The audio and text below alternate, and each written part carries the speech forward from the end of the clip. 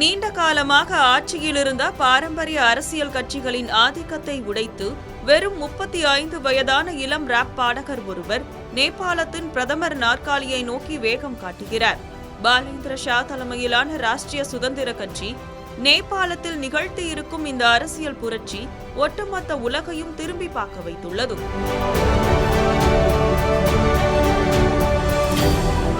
நேபாள நாடாளுமன்றத்தில் மொத்தம் 275 இடங்கள் உள்ளன. இதில் 165 இடங்களுக்கு மக்கள் நேரடியாக ஓட்டளிக்கிறார்கள். கடந்த மார்ச் 5 அன்று நடைபெற்ற இந்த தேர்தலில் சுமார் 60% மக்கள் மிகுந்த எதிர்பார்ப்புடன் வாக்களித்தனர்.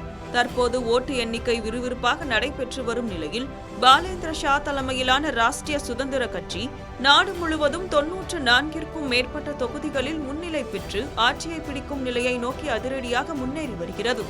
குறிப்பாக தனது சொந்த தொகுதியான ஜாபா 5 தொகுதியில் முன்னாள் பிரதமர் KP சர்மா ஒலியை விட பாலேந்திர ஷா அதிக ஓட்டுகள் பெற்று முன்னிலையில் உள்ளார்.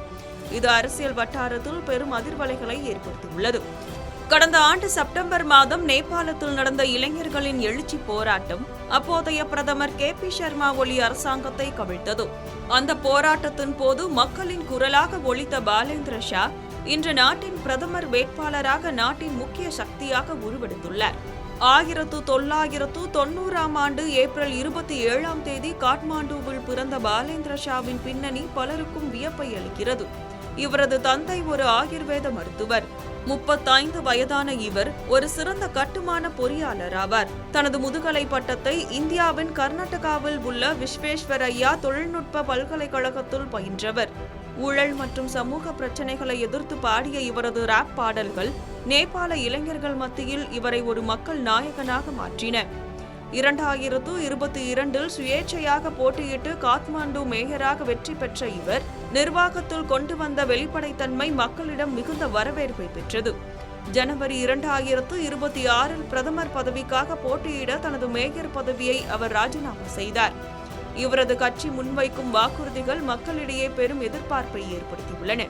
அடுத்த 5 ஆண்டுகளில் 12 லட்சம் புதிய வேலை வாய்ப்புகளை உருவாக்கி இளைஞர்கள் வெளிநாடு செல்வதை தடுப்பது, நேபாளத்தின் தனிநபர் வருமானத்தை $3000 உயர்த்துவது மற்றும் அனைவருக்கும் தரமான மருத்துவ வசதி கிடைக்க 5 ஆண்டுகளில் உலகளாவிய சுகாதார காப்பீட்டு திட்டத்தை அமல்படுத்துவது போன்றவை இவர்களது முக்கிய திட்டங்களாகும். இந்த தேர்தல் முடிவுகளை இந்தியா உள்ளிட்ட அண்டை நாடுகள் மிகுந்த கவனத்துடன் உற்று நோக்கி வருகின்றன. நேபாளத்தில் ஒரு நிலையான அரசாங்கம் அமைய வேண்டும் என்பதே இந்தியாவின் எதிர்பார்ப்பாக உள்ளது.